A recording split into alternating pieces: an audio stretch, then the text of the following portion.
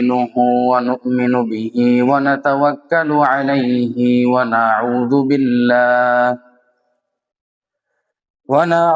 بالله من شرور أنفسنا ومن سيئات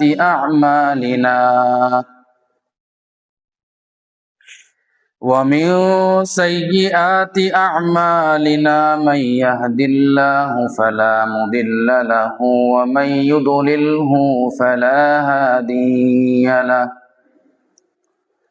ونشهد أن لا إله إلا الله وحده لا شريك له ونشهد أن سيدنا وسندنا وحبيبنا وطبيب قلوبنا وأرواحنا وأولانا ومولانا محمد. أما بعد فقد قال الله عز وجل في القرآن الكريم: أعوذ بالله من الشيطان الرجيم. إن الله يحب التوابين ويحب المتطهرين. وقال الله عز وجل في الآية الأخرى: فقلت استغفروا ربكم إنه كان غفارا. وقال الله عز وجل في آية الأخرى: قل يا عبادي الذين أسرفوا على أنفسهم لا تقنطوا من رحمة الله. وقال رسول الله صلى الله عليه وسلم في الحديث الذي رواه في البخاري والمسلم متفق عليه قال رسول الله صلى الله عليه وسلم: من قال لا إله إلا الله فدخل الجنة. وقال عليه الصلاة والسلام في الحديث الأخرى: الطهور شطر الإيمان. متفق عليه أو كما قال عليه الصلاة والسلام. الحمد لله। সে মহান রব্বে যুল জালালি ওয়াল ইকরাম এর নিকট অসংখ্য অগণিত লাখ কোটি কৃতজ্ঞতা জ্ঞাপন করছি, যিনি আমাদেরকে বর্তমান এই ফিতনা ফাসাদের ছয়লাভ যে সমাজের মধ্যে অন্তর্নিহিত, এই সমাজের এই কঠিন দূর অবস্থার মধ্যেও আল্লাহ সুবহানাহু ওয়া তাআলা এই দুনিয়ার সমস্ত কাজকর্ম, কথাবার্তা, আলাপ আলোচনা সব কিছু থেকে বিরত রেখে মহান আল্লাহ সুবহানাহু ওয়া তাআলা আল্লাহ তাআলার নিকট বান্দা হিসেবে রবের যে প্রাপ্তি সেটা বুঝিয়ে দেওয়ার, আসমানের নিচে আর জমিনের উপরে পৃথিবীর এক প্রান্ত থেকে নিয়ে অপর প্রান্ত পর্যন্ত সবচেয়ে উত্তম এবং সবচেয়ে পবিত্র স্থান হচ্ছে মসজিদ। তো আল্লাহ সুবহানাহু ওয়া তাআলা আমাদেরকে যে কথাগুলো বললাম পূর্বে, যে দুনিয়ার সমস্ত কাজকর্ম ফিতনা ফাসাদ থেকে বিরত রেখে আল্লাহ তাআলার সবচেয়ে নিকট এই মুহূর্তে, এমনকি আল্লাহ তাআলা এই পৃথিবী সৃষ্টি করার পর থেকে নিয়ে এখনো পর্যন্ত অথবা ইলা ইয়াউমিল কিয়ামা, কিয়ামতের আগ পর্যন্ত আল্লাহ তাআলার নিকট জমিনের মধ্যে সবচেয়ে উত্তম স্থান তো মসজিদ, ঠিক না? মসজিদ না? তো এই যে আল্লাহ সুবহানাহু ওয়া তাআলা আমাকে, আপনাকে, আমাদের সকলকে, আমার আপনার মতো আরো অনেক মানুষজন ছিল যারা এখনো দেখবেন বাজারে যান, দোকানে বসে আছে, চায়ের স্টলের মধ্যে চা খাচ্ছে, বিভিন্ন ধরনের আড্ডাবাজি, বিভিন্ন ধরনের কথাবার্তার মধ্যে মগ্ন। তো আল্লাহ সুবহানাহু ওয়া তাআলা আমাকে আপনাকে পছন্দ করেন বিদায় আল্লাহ তাআলা এই সমস্ত মানুষ থেকে আলাদা করে রব্বে যুল জালালি ওয়াল ইকরামের দরবারে আল্লাহ তাআলার নিকট শুকরিয়া আদায় করার জন্য আল্লাহ তাআলা পছন্দ করেন বিদায় আল্লাহ তাআলার ঘর মসজিদে এনেছেন এবং এই পবিত্র জুমার সালাত আদায় করার মতন এক পরিবেশ আল্লাহ তাআলা তৌফিক দান করেছেন। এবং আমি ওদম বান্দার মুখ থেকে যে কথাগুলো বলবো এবং যা আপনারা শুনবেন সবকিছুই কোরআনের কথা, হাদিসের কথা। এই উত্তম কথা উত্তম স্থানে বসে রব্বে যুল জালালি ওয়াল ইকরামের নিকট সবচেয়ে পছন্দনীয় স্থান, এখানে বসে আমরা আল্লাহ তাআলার এই সুন্দর কথাগুলো শুনতে পারছি। এই জন্য আমরা সকলে আল্লাহ তাআলার নিকট অন্তরের অন্তরস্থল থেকে কৃতজ্ঞতা জ্ঞাপন করি, আলহামদুলিল্লাহ। প্রিয় হাজিরিন, দুরূদ ও সালাম বর্ষিত হোক মানবতার মহান মুক্তির দূত নবিয়িনা মুহাম্মদ মুস্তাফা সাল্লাল্লাহু আলাইহি ওয়াসাল্লাম। সকলে বলি সাল্লাল্লাহু আলাইহি ওয়াসাল্লাম। প্রিয় হাজিরিন, আমরা ইতিমধ্যে এমন একজন নবী মুহাম্মদ মুস্তাফা সাল্লাল্লাহু আলাইহি ওয়াসাল্লামের উপর দুরূদ পাঠ করলাম, যিনি এমন একজন নবী ছিলেন যার মাধ্যমে আল্লাহ সুবহানাহু ওয়া তাআলা আসমানের নিচের জমিনের উপরে সবচেয়ে মনোনীত এবং সর্বশ্রেষ্ঠ ধর্ম ইসলামকে পরিপূর্ণ করেছেন। দলিল, নবী মুহাম্মদ সাল্লাল্লাহু আলাইহি ওয়াসাল্লাম বলেন, হাদিস বুখারীর মধ্যে এসেছে, রাসূল সাল্লাল্লাহু আলাইহি সাল্লাম বলছেন যে এই পৃথিবীর সৃষ্টির সূচনা থেকে নিয়ে কিয়ামতের পর্যন্ত যত মানব এই দুনিয়ার মধ্যে আগমন করবেন, আল্লাহ রাব্বুল আলামিন হযরত আদম আলাইহিস সালামের মাধ্যমে ইসলামের সূচনা ঘটিয়েছিলেন। ঠিক ওইভাবে যেমন বড় একটা অট্টালিকা অথবা বড় একটা মিনার দিয়ে সুন্দর একটা অট্টালিকা কেউ বানিয়েছে, আর এটা দর্শন করার জন্য, দেখার জন্য চারদিক থেকে মানুষ ঘিরে রয়েছে, সবাই সকলের মুখে একটাই কথা যে একটা ইট, যে ইটটা যদি দেওয়া হতো তাহলে এই ঘরটা পরিপূর্ণ হতো, এই মিনারটা পরিপূর্ণ হতো, এই সুন্দর অট্টালিকা তাজমহলটা, এই প্রতিস্থাপনটা পরিপূর্ণ হতো। তো রাসূল সাল্লাল্লাহু আলাইহি সাল্লাম বলছেন যে মানুষটা যেমন এই পুরো ঘরটাকে দেখে ঘুরে ঘুরে আর বলে যে এই ঘরটা পরিপূর্ণ হতো যদি এই ইটটা দেওয়া হতো, একটা ইট ফাঁকা আছে। তো রাসূল সাল্লাল্লাহু আলাইহি সাল্লাম বলছেন যে আল্লাহ তাআলা কিয়ামতের সূচনা লগ্ন থেকে নিয়ে শুরু করে একেবারে কিয়ামত, পৃথিবীর সূচনা লগ্ন থেকে শুরু করে কিয়ামতের আগ পর্যন্ত আল্লাহ তাআলা ইসলামকে প্রতিষ্ঠিত রাখবেন। ঠিক আছে, আল্লাহ তাআলা নবী মুহাম্মদ সাল্লাল্লাহু আলাইহি সাল্লামের মাধ্যমে যে অট্টালিকার মধ্যে চারদিক দিয়ে মানুষ ঘোরাফেরা করছে, সৌন্দর্য অবলোকন করছে, দেখতে পাচ্ছে এত সুন্দর অট্টালিকা, এত সুন্দর তাজমহল, মানুষ বলছে এই ইটটা যদি দেওয়া হতো তাহলে অট্টালিকাটা সুন্দর হতো। তবে মুহাম্মদ সাল্লাল্লাহু আলাইহি সাল্লাম বলছেন যে আমি হচ্ছে ইসলাম ধর্মের মধ্যে ওই ইটের মতো, যে ইটের কারণে একটা অট্টালিকা, একটা সুন্দর মহল সৌন্দর্যতা ফুটে উঠছে না, আমি মুহাম্মদ সাল্লাল্লাহু আলাইহি সাল্লামের মাধ্যমে এই ইসলামটাকে এরকম পরিপূর্ণ করে দেওয়া হয়েছে। সুবহানাল্লাহ। প্রিয় হাজিরিন, আমি আপনি এখন ইতিমধ্যে সেই নবী মুহাম্মদ সাল্লাল্লাহু আলাইহি সাল্লামের উপর দুরূদ পাঠ করেছি। আল্লাহু আকবার। রাসূল সাল্লাল্লাহু আলাইহি সাল্লামের উম্মতের কিছু বৈশিষ্ট্য রয়েছে, যে বৈশিষ্ট্যগুলো অন্যান্য নবীদের উম্মতের মধ্যে নেই। কিয়ামতের ময়দানে যখন আল্লাহ রাব্বুল আলামিন কিয়ামত সংঘটিত হয়ে যাবে, নবী মুহাম্মদ সাল্লাল্লাহু আলাইহি সাল্লামের উম্মতগণের বিশেষ একটা বৈশিষ্ট্য থাকবে, যে বৈশিষ্ট্যের মাধ্যমে এক্সট্রা করে নবী মুহাম্মদ সাল্লাল্লাহু আলাইহি সাল্লামের উম্মতদেরকে চেনা যাবে।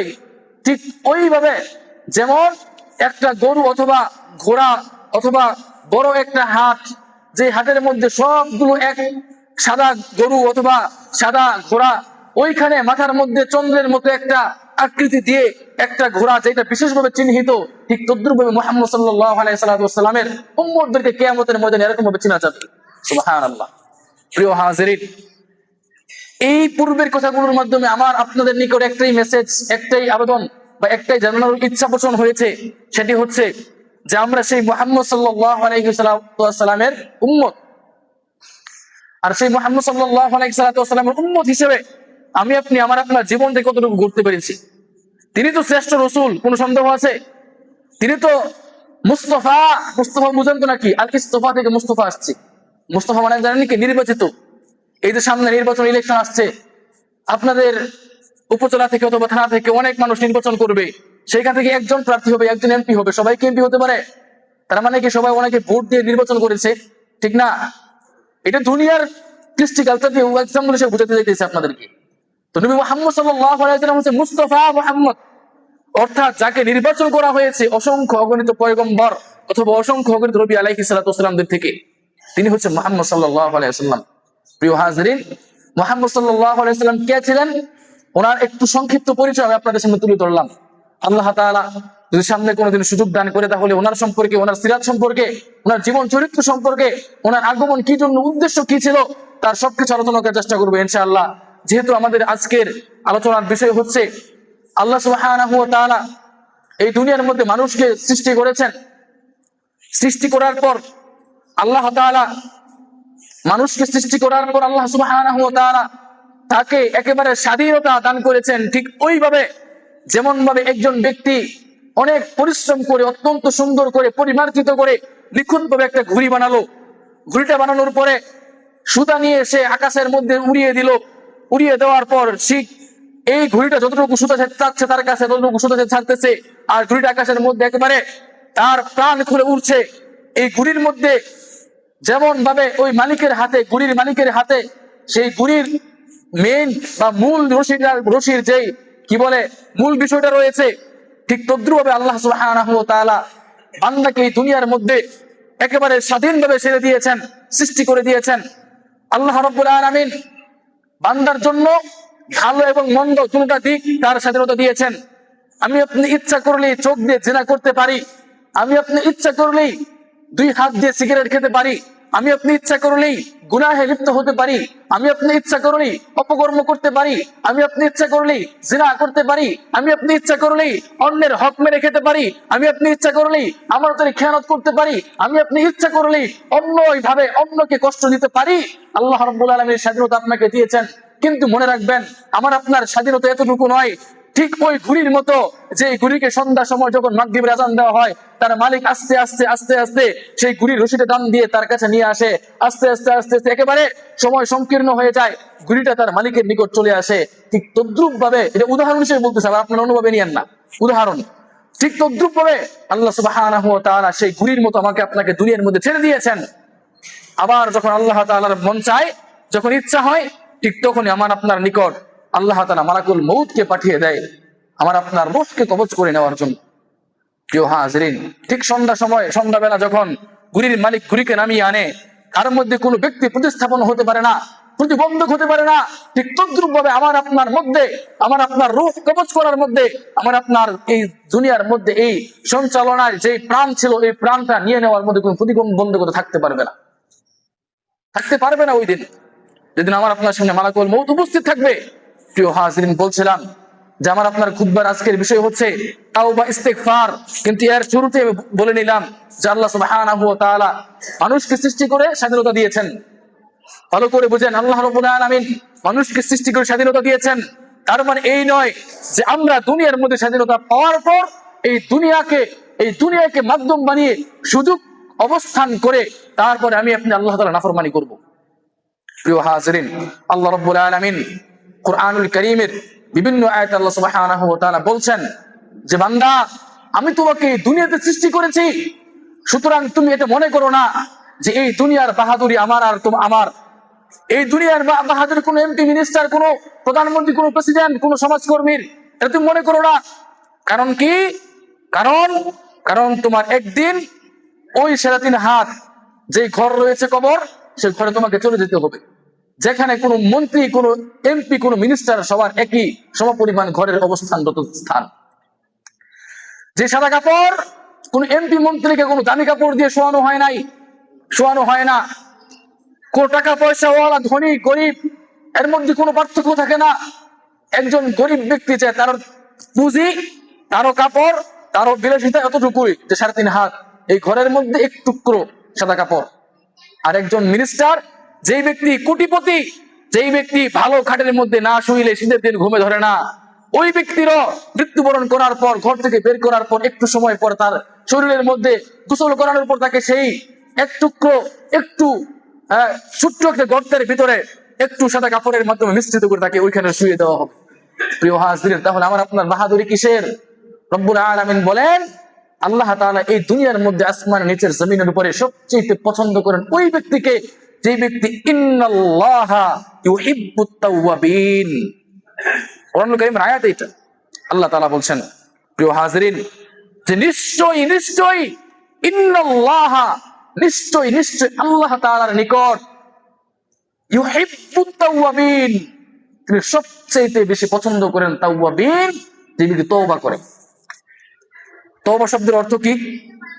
তওবা শব্দের শাব্দিক অর্থ যদি আমি একটু পর্যালোচনা করি, একটু ব্যাখ্যা করি, তাহলে দেখতে পাই অভিধানের মধ্যে এসেছে, লুগাতের মধ্যে আত-তাওবাতু শব্দের মূল ভাব বা মূল অর্থ হচ্ছে এইটা যে বান্দা কি করবে?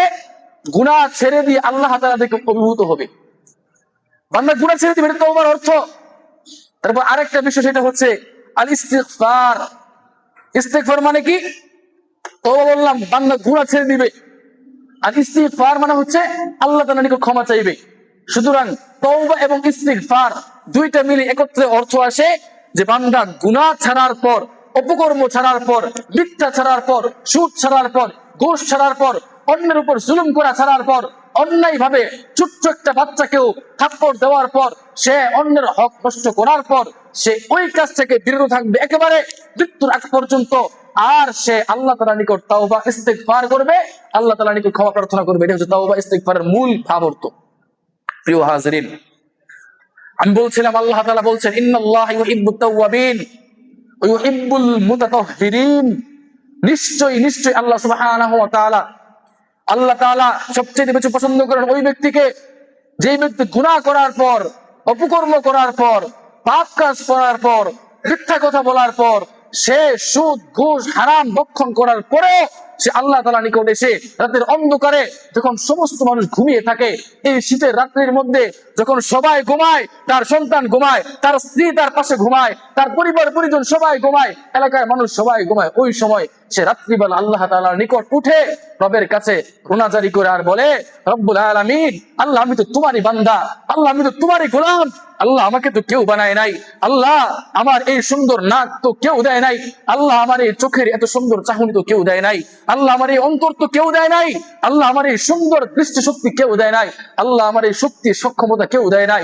রব্বুল আলামিন, তুমি আমাকে দিয়েছো, রব্বুল আলামিন তুমি আমাকে এত সুন্দর দিয়েছো, তুমি আমাকে এত সুন্দর হাঁটার ক্ষমতা দিয়েছো, রব্বুল আলামিন তুমি আমাকে এত সুন্দর শরীর দিয়েছো, আল্লাহ আমি তো বুঝতে পারি নাই, আমি তো মানুষ, আল্লাহ তুমি তো আমাকে ভুল দিয়ে সৃষ্টি করেছো, আল্লাহ আমি না বুঝতে পেরে আল্লাহ গুনাহ করে ফেলেছি, আল্লাহ অপকর্ম করে ফেলেছি, আল্লাহ খারাপ কাজ করে ফেলেছি, আল্লাহ জিনা করে ফেলেছি, আল্লাহ তুমি ক্ষমা করে দাও না।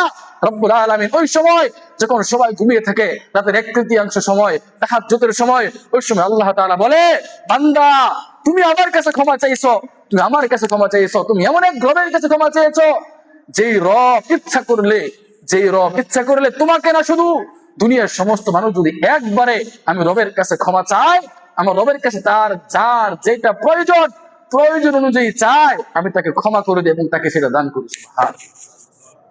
সুবহানাল্লাহ। আপনাদেরকে কিভাবে বুঝাই? রব্বুল আলামিন বলেন, বান্দা রাতের 1/3 সময় যখন সবাই ঘুমিয়ে থাকে, তখন আমি প্রথম আসমানে চলে আসি। সহিহ হাদিস দ্বারা প্রমাণিত এটা।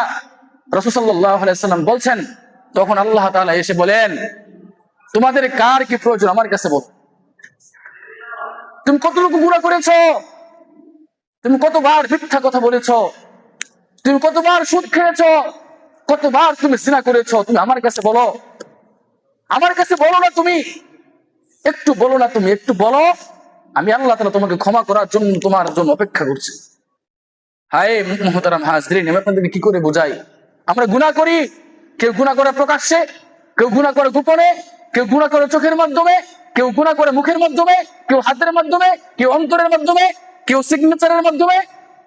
এক একজন এক একভাবে গুনাহ করে। তো রব্বুল আলামিন বলেন, বান্দা তুমি গুনাহ করবা, ঠিক আছে, আমি তো রব তোমার জন্য, আমি তো রব তোমারই রব, আমি তো আজ থেকে 1400-1500 বছর আগে বদরের প্রান্তরে সেই 313 জন সাহাবীদেরকে যে রব সাহায্য করেছি, আমি তো আজও সেই রব আছি, সুতরাং তুমি আমার কাছে কেন চাইতেছো না, বলো না বান্দা। প্রিয় হাজরিন, কি করে বুঝাই আমি আপনাদের? সেই মহান রব্বুল আলামিন আমাকে আপনাকে বলে খুঁজে ক্ষমা করার জন্য। আর দুনিয়ার মধ্যে দেখেন না, আপনার আপন ভাইকে একটু থাপ্পড় দিয়ে দেখেন না, একটু আঘাত দিয়ে দেখেন না, আপনার ভাই আপনাকে খুঁজবে, আপনার আপন ভাই আপনাকে খুঁজবে শাস্তি দেওয়ার জন্য। আপনার এলাকার পার্শ্ববর্তী, আপনার বাড়ির পাশের বাড়ির লোক যে আছে তাকে একটু আঘাত দিয়ে দেখেন, একটু কথার মাধ্যমে একটু আঘাত দিয়ে দেখেন, আপনাকে যেভাবেই হোক সে তার এই প্রতিশোধ নিবে। দুনিয়ার অপরাধীদেরকে, যাদের সাথে অপরাধ করা হয়, তারা খুঁজে শাস্তি দেওয়ার জন্য। আর রব্বুল আলামিন যে আমাকে আপনাকে এত সুন্দর করে বানাইছেন, সে রব্বুল আলামিন আমাকে আপনাকে গুনাহ করার পর, আমার আপনার অপকর্ম করার পর, আমি আপনি গুনাহের পর রব্বুল আলামিন আমাকে আপনাকে খুঁজে কি করার জন্য জানেন? ক্ষমা করার জন্য। এটা হচ্ছে দুনিয়া, আর সেটা হচ্ছে রব্বুল আলামিনের নিকট। পার্থক্য দেখছেন? যুবকরা মনে করে দীর্ঘকাল সে যুবক থাকবে, হায় সে দেখে না তার পিতা তার মতোই যুবক ছিল, তার দাদা তার ঘরের মধ্যে শুয়ে আছে তার মতোই যুবক ছিল। আজকে যিনি কবরের মধ্যে আছেন তিনিও যে বৃদ্ধ ব্যক্তি যার মুখে দাড়িগুলো থেকে গেছে তার মতোই ছিল, হাত ছিল, খাইছিল, কথাবার্তা বলছিল, নাতি নাতি তারপরে পরিবার ছেলে মেয়ে সবার সাথে হাসি খুশি ছিল। আজকে তিনি নাই দুনিয়ার মধ্যে। মহতারাম হাজির, দুনিয়া কাউকে থাকতে দেয় না, দুনিয়া কাউকে থাকতে দেয় না। এই মৃত্যু আমার আপনার চোখের দৃষ্টিশক্তি করে কেড়ে নেয়, মৃত্যু হাতের শক্তি কেড়ে নেয়, মৃত্যু আমার আপনার প্রাণের যে সঞ্চালনা রয়েছে সঞ্চালনার শক্তিকে বন্ধ করে দেয়।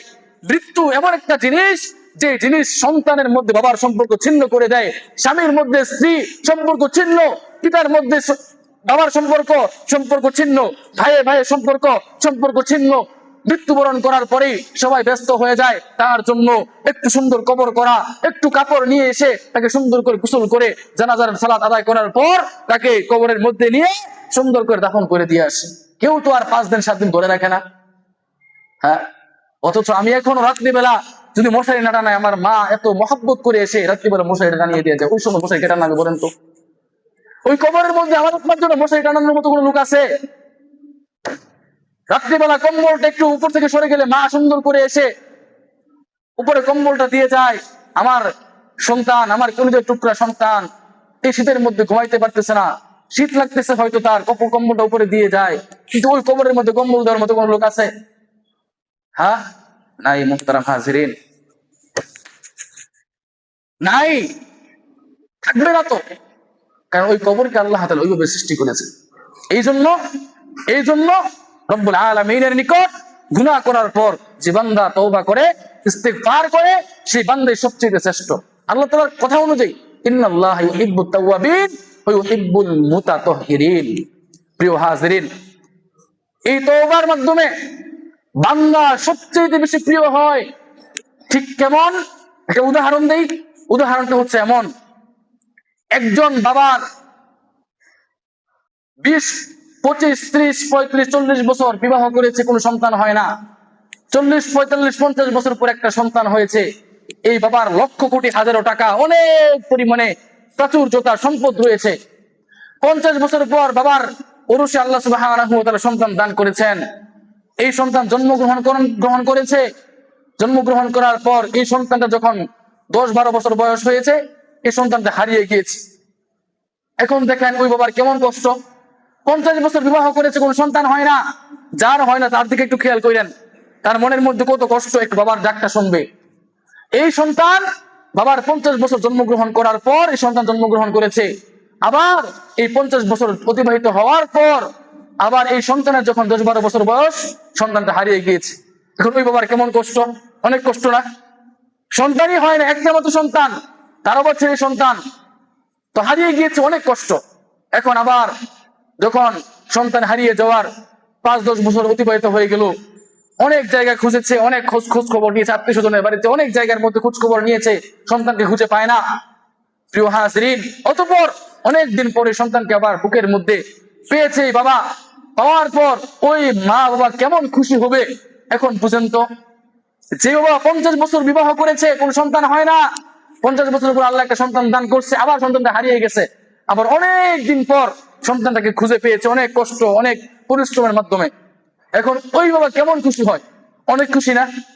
ঠিক তদ্রুপ ভাবে এর চাইতে আরো হাজারো কোটি লক্ষ কোটি কোটি মিলিয়ন অক্টেলিয়ন বেশি রব্বুল আলামিন খুশি হয় যখন বান্দা গুনাহ করে, যখন বান্দা অপরাধ করে, যখন বান্দা আল্লাহ রব্বুল আলামিনের নাফরমানি করে, যখন বান্দা আল্লাহ তাআলার রবের দিক থেকে সালাত না পড়ে আযানের পরেও বাহিরে ঘোরাফেরা করে, তারপরে যখন এই বান্দা তার ভুল বুঝতে পেরে রব্বুল আলামিনের দরবারে এসে একটু রোনাজারি করে, তাদের তাহাজ্জুদের সময় দুইটা চোখের পানি ছেড়ে ছেড়ে রব্বুল আলামিনের নিকট একটু কান্না করে আর বলে, রব্বুল আলামিন আমি তো বুঝতে পারি নাই, রব্বুল আলামিন আল্লাহ আমি তো বুঝতে পারি নাই, গুনাহ করে ফেলেছি, আল্লাহ তুমি ক্ষমা করে দাও না, আল্লাহ তুমি তো ক্ষমা করলে তোমার খাজানা থেকে বিন্দু পরিমাণ কমবে না গো মালিক, আল্লাহ তুমি ক্ষমা করে দাও না। এমন ভাবে এই বান্দা কান্না করতে থাকে আর রব্বুল আলামিন কেমন যেন বলতে থাকে, বান্দা আমি তো ওই বাবার চাইতে বেশি খুশি হয়েছি যে বাবা 50 বছর পরে সে তার সন্তানকে হারানোর পরে ওই বাবা তার সন্তানকে বুকে পেয়ে আবেগ আপ্লুত হয়ে গিয়েছে, খুশি হয়ে গিয়েছে, এর চাইতে হাজার কোটি কোটি গুণ বেশি আমি রব তোমার উপর খুশি হয়েছি। প্রিয় হাজিরিন, এগুলো উদাহরণ, আর মনে করেন আমি হাদিস বলতেছি, হাদিস না কিন্তু উদাহরণ। প্রিয় হাজিরিন, আপনাদেরকে বোঝানোর জন্য যে আমি আপনি এখন যে অবস্থায় আছি এটা কি আসলেই আমার আপনার জন্য সঠিক সিদ্ধান্ত? হ্যাঁ, সিদ্ধান্ত সঠিক সিদ্ধান্ত না। প্রিয় হাজিরিন, আমার আপনার সঠিক সিদ্ধান্ত হচ্ছে ওইটা যখন 5 ওয়াক্ত সালাতের আযান দেওয়া হয়, মসজিদে সবার আগে এসে রব্বুল আলামিনের নিকট দোয়া করা। আরে আমরা তো এমন নাফরমান বান্দা যে নবী মুহাম্মদ সাল্লাল্লাহু আলাইহি ওয়াসাল্লাম একেবারে গুনাহ মুক্ত ছিলেন, যার কোনো গুনাহই ছিল না, কোনো পাপই ছিল না, সেই মুহাম্মদ সাল্লাল্লাহু আলাইহি ওয়াসাল্লাম দৈনিক 70 থেকে 100 বার আল্লাহ তাআলার নিকট তওবা করতেন, ইস্তিগফার করতেন। আর আমি আপনি কেমন নাফরমান দেখেন, আমার আপনার কথায় কথায় গুনাহ, কদমে কদমে গুনাহ, আমার আপনার চলাফেরায় গুনাহ, আমার আপনার প্রত্যেকটা কাজের মধ্যে গুনাহের 6 লাভ রয়েছে। কিন্তু আমি আপনি আছেন কি এখনো? আমি কি আছি? আপনারা কেউ আছেন যে সারাদিনের ভিতরে 1 2 বার 3 বার 4 বার 5 বার 10 বার 15 বার 20 বার হলো রব্বুল আলামিনের নিকট তওবা করি, একটু বলি যে আল্লাহ ক্ষমা করে দাও না? কিন্তু নবী মুহাম্মদ সাল্লাল্লাহু আলাইহি ওয়াসাল্লাম যিনি রাহমাতুল লিল আলামিন ছিলেন, সমস্ত বিশ্ব জগতের জন্য রহমত ছিলেন, তিনি একেবারে গুনাহ মুক্ত ছিলেন, তিনি দৈনিক 70 থেকে 100 বার আল্লাহ তাআলার নিকট তওবা করতেন। প্রিয় হাজিরিন, রব্বুল আলামিন আমাকে আপনাকে বলেন যে বান্দা তুমি আমার নিকট তওবা করো, আমার নিকট তুমি চাও, তোমার দুনিয়ার সব কিছু তুমি বাদ দিয়ে দাও। হ্যাঁ, যেই ব্যক্তি মনে করে যে আমি গুনাহ করছি, কেউ দেখে না, আমার সন্তান দেখে না, আমার পরিবার দেখে না, আমার এলাকার মানুষজন দেখে না, মসজিদের ইমাম সাহেব দেখে না, এলাকার কেউ দেখে না, কিন্তু ওই সময়ও আপনি একটু চিন্তা করেন তো, যখন আপনি গুনাহ করেন, আমি গুনাহ করি, যে আমার কাছ থেকে সবাই দূরে রয়েছে, সবাই আমার কাছ থেকে অনুপস্থিত, কিন্তু একজন যিনি মহান রব আল্লাহ তাআলা তাকে অনুপস্থিত করতে পারেন কিনা? তার চোখের যে আল্লাহ তাআলা বলছেন যে আল্লাহ তাআলা সব জায়গায় কি হয় সব দেখেন, তো ওই সময় আপনি রবের একটু অনুপস্থিতিকে একটু গুনাহ করেন তো পারবেন? কেউ পারবেন না, কারণ আল্লাহ তাআলার চোখের দৃষ্টি, আল্লাহ তাআলার যেই সক্ষমতা, এটা সব জায়গায় সক্ষম ভাবে রয়েছে। প্রিয় হাজিরিন, এই জন্য রব্বুল আলামিনের নিকট আমি আপনি গুনাহ করে, যেমন যেখানে গুনাহ করি সেখানে রবের নিকট করতে হয়, হ্যাঁ, যেখানে পাপ কাজ করি সেখানে রবের সামনে করতে হয়, ঠিক তদ্রুপভাবে আমি আপনি কেউ এমন নয় যেই ব্যক্তি আল্লাহ তাআলার পাকড়াও থেকে দূরে। সবাই আল্লাহ তাআলার কিয়ামতের ময়দানে যখন কিয়ামত সংঘটিত হবে, তখন সবাই রব্বুল আলামিনের পাকড়াওয়ের মধ্যে সীমাবদ্ধ হবে। প্রিয় হাজিরিন, যে সংক্ষিপ্ত সময় আপনাদের নিকট যে কথাগুলো বললাম, আল্লাহ তাআলা বিশেষ করে আপনারা যারা উপস্থিত রয়েছেন এবং যে সমস্ত মহিলাগণ মা বোনেরা কথা শুনেছেন, আপনাদের নিকট একটা করজোর আবেদন। দেখেন, জীবনের মধ্যে 20 বছর 25 বছর 30 বছর জীবন অতিবাহিত হয়ে গেছে, কারো 50 বছর জীবন অতিবাহিত হয়ে গেছে, কারো দাড়ি কাটা ছিল, কারো দাড়ি ছিল, আজকে তার মুখের দাড়িগুলা সাদা হয়ে গেছে। হ্যাঁ, তাদের দিকে একটু লক্ষ্য করেন, আপনি চিন্তা করেন এটা আপনার মৃত্যুর একটা আভাস। একটু নিজেকে গুছান, একটু নিজেকে সাজান, নিজেকে পরিপাটি করে গড়ে তুলেন যে রব্বুল আলামিনের পক্ষ থেকে যখনই আমাকে নিয়ে যাওয়ার জন্য মালাকুল মউত হাজির হবে, তখনই আমি প্রস্তুত, আর রব্বুল আলামিনের নিকট হাসতে হাসতে যেন মৃত্যুবরণ করতে পারি, এই জন্য প্রস্তুতি নেন। সবার নিকট একটা আবেদন, ইনশাআল্লাহ করবেন তো নাকি? ইনশাআল্লাহ করবেন তো? ইনশাআল্লাহ। আল্লাহ রাব্বুল আলামিন সবাইকে কবুল করুক, সকলে বলে আমিন। রাসূলুল্লাহ ওয়া তাহাম্মু করিব, আখির দাওয়ানা আলহামদুলিল্লাহি রাব্বিল আলামিন।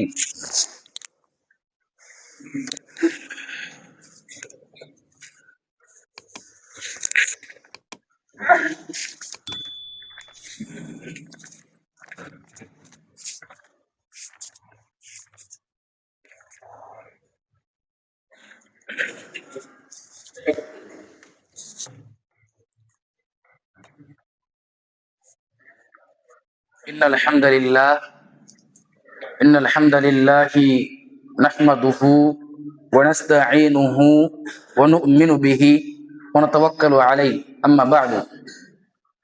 প্রিয় হাজিরিন, আমরা পবিত্র জুমার খুতবার প্রথম খুতবায় আমরা আলোচনা করছিলাম তওবা ইস্তিগফার সম্পর্কে।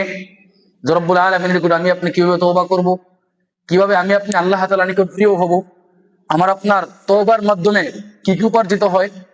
এখন আমি আপনাদের সামনে এমন কয়েকটি কথা বলবো, সংক্ষিপ্ত সময়ের ভিতরে, সময় খুব সংকীর্ণ, এর ভিতরে বলে শেষ করবো ইনশাআল্লাহ।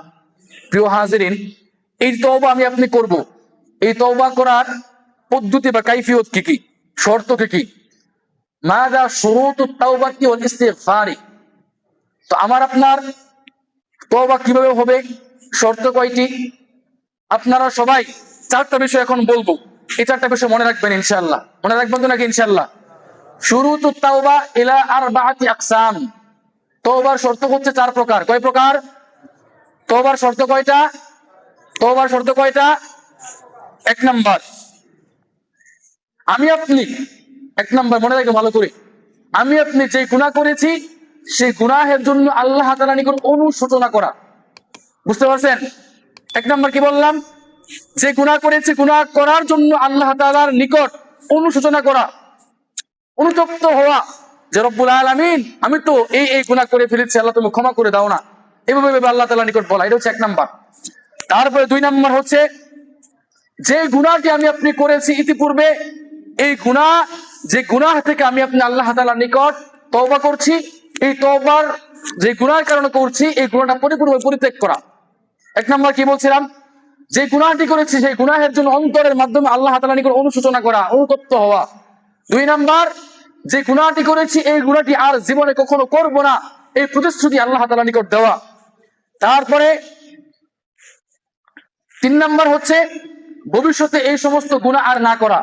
চার নাম্বার হচ্ছে যে আমার জীবনের মধ্যে যত গুনাহই হোক না কেন, যত গুনাহই হোক না কেন, যে সমস্ত গুনাহ হয়েছে আল্লাহ তাআলার সাথে সম্পৃক্ত, অর্থাৎ হাক্কুল ইবাদ, বান্দার যে হক, এটা হচ্ছে একটা হাক্কুল্লাহ, আল্লাহর হক। দুই জিনিস। তওবার মাধ্যমে আল্লাহ তাআলার নিকট তওবা করার মাধ্যমে হাক্কুল্লাহ, অর্থাৎ আল্লাহ তাআলার সাথে সম্পৃক্ত যে হক রয়েছে এইগুলো আল্লাহ তাআলা ক্ষমা করে দেন, কিন্তু হাক্কুল ইবাদ যেগুলো রয়েছে আল্লাহ তাআলা ক্ষমা করেন না। হাক্কুল্লাহ কি কি একটু সংক্ষিপ্ত ব্যাখ্যা করি। হাক্কুল্লাহ হচ্ছে আপনি 5 ওয়াক্ত সালাত অমুক দিন অমুক সময় অমুক ওয়াক্তের সময় আপনি সালাত আদায় করেন নাই, অমুক আসরের সালাত আদায় করেন নাই, এটা হাক্কুল্লাহ, আল্লাহর সাথে সম্পৃক্ত। হ্যাঁ, আপনি মিথ্যা কথা বলেছেন, জিনা করেছেন, অথবা অন্য কোন গুনাহ করেছেন যেটা আল্লাহর সাথে সম্পৃক্ত, এগুলো হচ্ছে হাক্কুল্লাহ। আল্লাহর সাথে, আল্লাহ তাআলার কাছে আপনি তওবা করবেন, ইস্তিগফার করবেন, আল্লাহ তাআলা ক্ষমা করে দিবেন ইনশাআল্লাহ, আমরা আশাবাদী। তারপর আরেকটা কি বলছিলাম? হাক্কুল ইবাদ, অর্থাৎ আপনার প্রতিবেশীর হক যদি আপনি নষ্ট করেন, আপনার ভাইয়ের হক যদি আপনি নষ্ট করেন, আপনার সন্তানের হক নষ্ট করেন, আপনি যদি কারো হক নষ্ট করেন, সেই হক আল্লাহ তাআলা ক্ষমা করবেন না যতক্ষণ পর্যন্ত ওই ব্যক্তি ক্ষমা না করবেন। প্রিয় হাজরিন, এই জন্য বান্দার যে হক রয়েছে সেই হকটাকে পরিপূর্ণ দেওয়ার মাধ্যমে আমি আপনি আল্লাহ তাআলার নিকট তওবা করবেন ইনশাআল্লাহ। পারবো তো নাকি ইনশাআল্লাহ? আমি কি বলেছিলাম?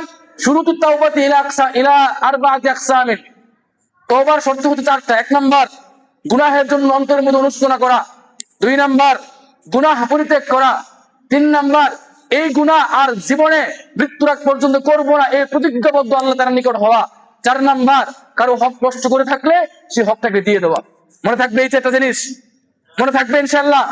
আমার খুতবার মূল আর কোনো বিষয় মনে রাখতে পারেন আর না পারেন, এই চারটা বিষয় মনে রাখবেন ইনশাআল্লাহ। আর যখন গুনাহ করবেন, গুনাহ করার পর আল্লাহ তাআলার নিকট দোয়া করে করে আল্লাহ তাআলার নিকট দুইটা হাত উঠিয়ে আল্লাহ তাআলার নিকট চারটা জিনিসকে সামনে রেখে, যে আল্লাহ আমি গুনাহ করেছি, তোমার কাছে অনুতপ্ত হইতেছি, আল্লাহ তুমি ক্ষমা করে দাও, আমি গুনাহ করার পর আল্লাহ এই গুনাহ আর কখনোই করব না, ভবিষ্যতেও করব না। আল্লাহ আমার এই গুনাহের মাধ্যমে আমার ভাইয়ের হক নষ্ট হয়ে গেছে, আমি তার হকটাকে বুঝিয়ে দিয়েছি, আল্লাহ এই বিলম্ব হওয়ার মাধ্যমে যে সময়টা অতিবাহিত হয়েছে আল্লাহ তুমি ক্ষমা করে দাও। আমরা বলবো ইনশাআল্লাহ। বলবো তো নাকি ইনশাআল্লাহ? আল্লাহ রাব্বুল আলামিন আমাদের প্রত্যেককে প্রথম খুতবা এবং দ্বিতীয় খুতবার মধ্যে যে 4টা শর্ত বলেছি, এই প্রত্যেকটা বিষয়কে আল্লাহ তাআলা আমাদের সকলকে নিজের জীবনের মধ্যে, নিজের আমলের মধ্যে, সব স্থানের মধ্যে, পারিবারিক, রাষ্ট্রীয়, সামাজিক প্রত্যেকটা অবস্থানের মধ্যে বাস্তবায়ন করার তৌফিক দান করুন, সকলে বলে আমিন। প্রিয় হাজিরিন, আমাদের মধ্যে অনেক অসুস্থ রয়েছে, প্রত্যেককে শিফা দান করুন, সকলে বলে আমিন।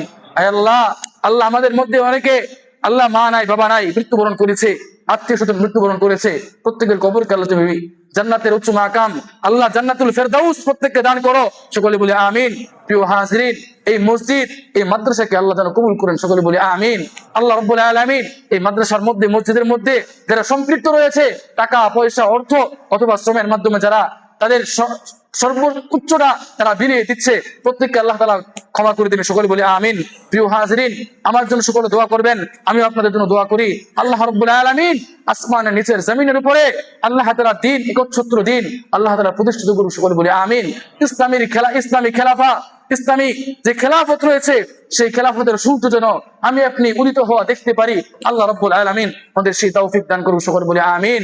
প্রিয় হাজিরিন, আল্লাহ রাব্বুল আলামিন আমাদের সমাজ, আমাদের এলাকা, আমাদের গ্রাম মহল্লা, দেশের মধ্যে আল্লাহ তাআলা সর্বোচ্চ শান্তি ইসলামের মাধ্যমে আল্লাহ তাআলা দান করুন, সকলে বলে আমিন।